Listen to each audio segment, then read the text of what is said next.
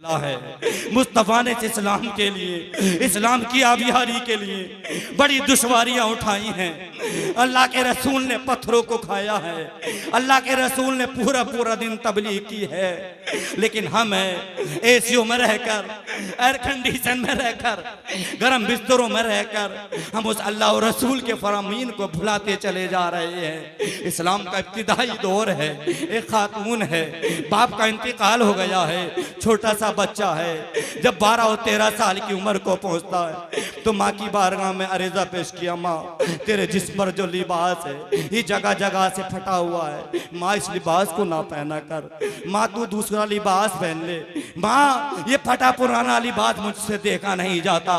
तो माँ ने कहा था, बेटा तुझे मालूम नहीं है, तुझे खबर नहीं है, जब से तेरे बाप का इंतकाल हुआ है बेटा किसी ने खैरियत नहीं है, बस चंद दिनों तक आए, खैरियत ली, ताजियत की, फिर भूल गए। बेटा ये मक्का की सरजमीन है, 1 मीटर क्या किसी ने 1 इंच कपड़ा नहीं दिया है। तो इस बेटे ने कहा था, माँ अगर तू इजाजत दे तो माँ मैं चचा के पास जाऊं, चचा के पास बहुत सारी दौलत है, बहुत सारा सरमाया है, चचा के पास जाकर एक चादर ले आता हूँ, माँ उस चादर से तेरे जिस्म को छुपा दिया जाएगा, तेरे जिस्म को मख्फी कर दिया जाएगा। अजीजा ने मिल्लत, माँ ने कहा था, बेटा मुझे उम्मीद तो नहीं, लेकिन चचा को आजमाना चाहता है तो जा चचा को भी आजमा ले, चचा के पास भी चला जा।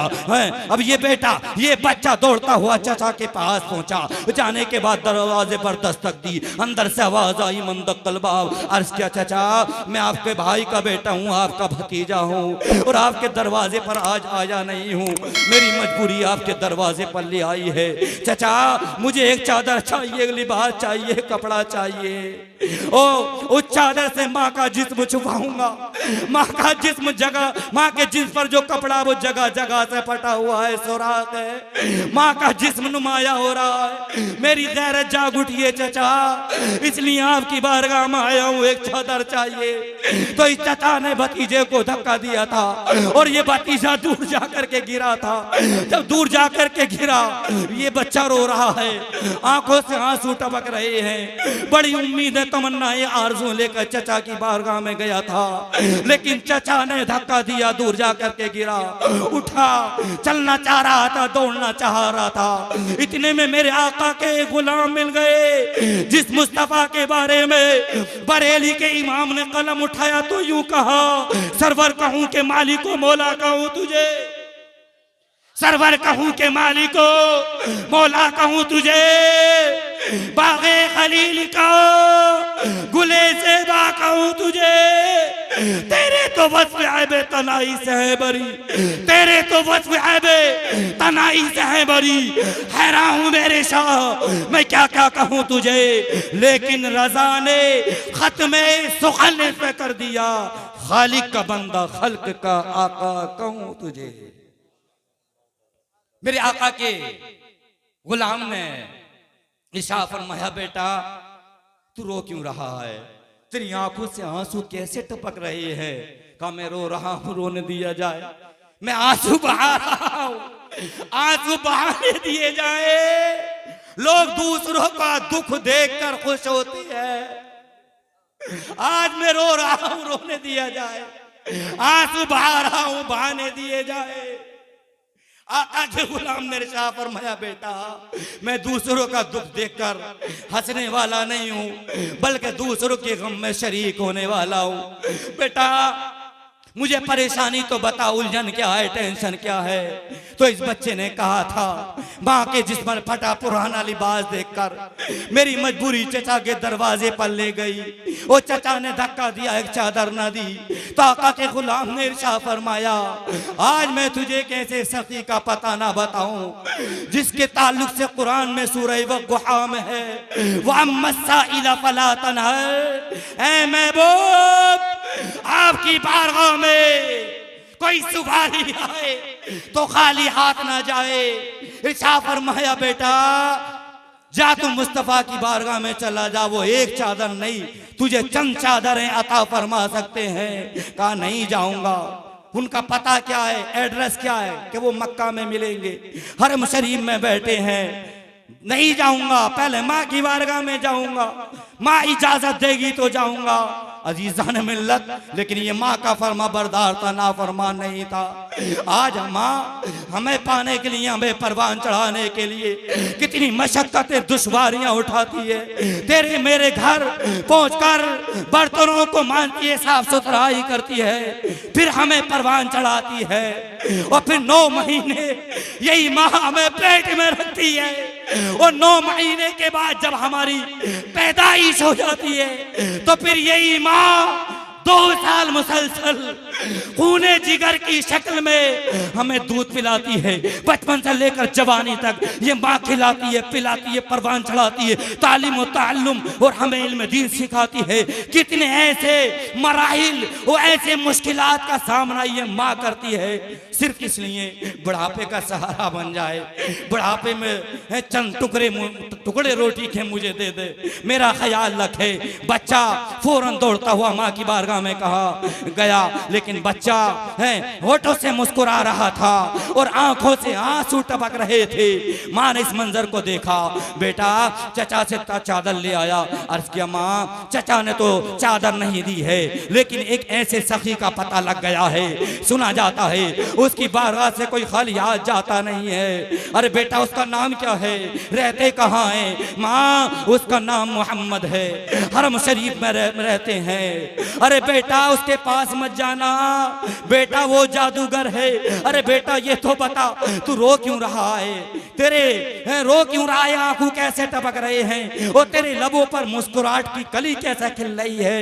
अर्ज किया, माँ मुझे उम्मीद है उसकी बारगाह में जाऊंगा, खाली हाथ नहीं जाऊंगा। माँ मक्का में कोई भी एक फर्द ऐसा नहीं मिल सकता जो ये गवाही दे दे कि साहब उसने किसी की मदद ना की हो। माँ इजाजत दे। अरे बेटा वो कलमा पढ़ाएगा, कलमा पढ़ाकर मुसलमान करेगा, तब जाकर के तुझे चादर देगा। अजीजा ने मिल्लत माँ की बारगाह में इसरार करता रहा, माँ की बारगाह में जिद करता रहा। माँ ने इजाजत दी। बहरहाल बड़ी मुश्किल के बाद तो माँ ने कहा था, बेटा उसका कलमा पढ़ के नहीं आया। अर्ज किया, माँ अगर कलमा पढ़ने को कहेंगे तो उनकी चादर उनके मुंह पर मार आऊंगा, खाली हाथ चला आऊंगा। माँ इजाजत दे। माँ की बारगाह से इजाजत मिली, दौड़ता हुआ हरम शरीफ के दरवाजे पर पहुंचा। मेरे आका हरम शरीफ महाराम फरमा है, और मेरे आका का नाम लेकर कहा, मैं मोहम्मद से मिलना चाहता हूँ। मोहम्मद रसूलुल्लाह कौन है? मेरे आका औरात व वज़ाही में मुस्तग़रक़ व मुनहमिक है, इबादत और रियाजत में मुस्तग़रक़ हैं, मशगूल हैं, मसरूफ हैं। मेरे आका ने जब आवाज़ सुनी, चादर को यूं उठाया और मुस्तफ़ा ने चादर को कांधे पर रखा, और चादर को कांधे पर रखने के बाद मुस्तफ़ा दरवाजे पर पहुंचे। मुस्तफ़ा ने एक जुमला कहा था, कहो बेटे कैसे आए हो? तो इस बच्चे ने मुस्तफ़ा के लबो लहजे में प्यार देखा। इस बच्चे को बाप की मोहब्बत याद आ गई। बच्चा मुस्कुराकर मुस्तफ़ा के चेहरे को देखने लगा। तो फिर एक शायर ने इसकी तर्जुमानी यूं की, यूं मुस्कुराए जान सी कलियों में पड़ गई, यूं मुस्कुराए जान सी कलियों में पड़ गई, यूं लब कुशा हुए गुलिस्तां बना दिया। मुस्तफ़ा ने इरशाद फरमाया, बेटा क्या चाहिए, क्या हाजत है, क्या जरूरत है? अर्ज क्या, मुझे चादर चाहिए। माँ का जिस्म पर जो लिबास है वो जगह जगह से फटा हुआ है। मुस्तफ़ा ने यूं चादर को उठाया और फिर यूं मोड़कर बच्चे को यूं अता फरमा दी। बच्चे ने चादर को लिया और यूं सीने से लगाया, और बच्चा सीने से चादर लगाकर मुस्तफ़ा को देख रहा था। तो इस मंजर कशी को आला हजरत ने जो है अपने अशार में यूं कहा, कौन देता है, कौन देता है, देने को मुंह चाहिए, देने वाला है सच्चा हमारा नबी। और फिर बरेली के इमाम ने कहा था, मेरे करीम से गल कतरा किसी ने मांगा, दरिया बहा दिए हैं, तुरबे बहा दिए। मुस्तफ़ा ने चादर दी, बच्चा चादर लेकर दौड़ता चला जा रहा है, लेकिन मुड़ मुड़कर मुस्तफ़ा को देख रहा है।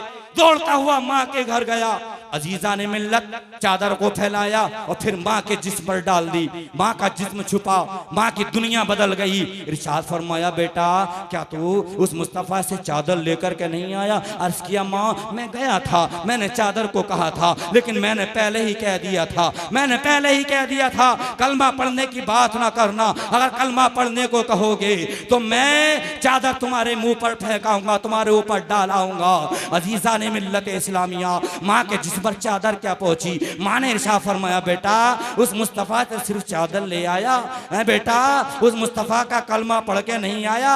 अर्ज किया, माँ तुझसे किसी ने गलत कहा था, तू झूठ बोल रही थी। माँ तुझसे किसी ने गलत कहा था कि वो कलमा पढ़ने की बात करते हैं, उन्होंने तो कलमा पढ़ने की मुझसे बात ही नहीं कही थी। माँ ने कहा, बेटा चल उस मुस्तफ़ा की बारगाह में चलते हैं। दोनों माँ बेटा वे मुस्तफ़ा की बारगाह में पहुंचे, मुस्तफ़ा को आवाज दी और मुस्तफ़ा तशरीफ लाए। इरशाद फरमाया, कहो किस चीज की कमी रह गई है? कहा, अब हमें कुछ नहीं चाहिए मुस्तफ़ा, आपका दामने रहमत हमें चाहिए। मुस्तफ़ा आप अपने हाथ को बढ़ाइए और हमें हल्का इस्लाम में दाखिल फरमाइए। अल्लामा हसन रजा खां की जब नजर इस मंजर पर पड़ी तो यूं कहा, मंगता तो है मंगता, कोई शाहों में दिखा दो जिसको मेरे सरकार से टुकड़ा ना मिला हो।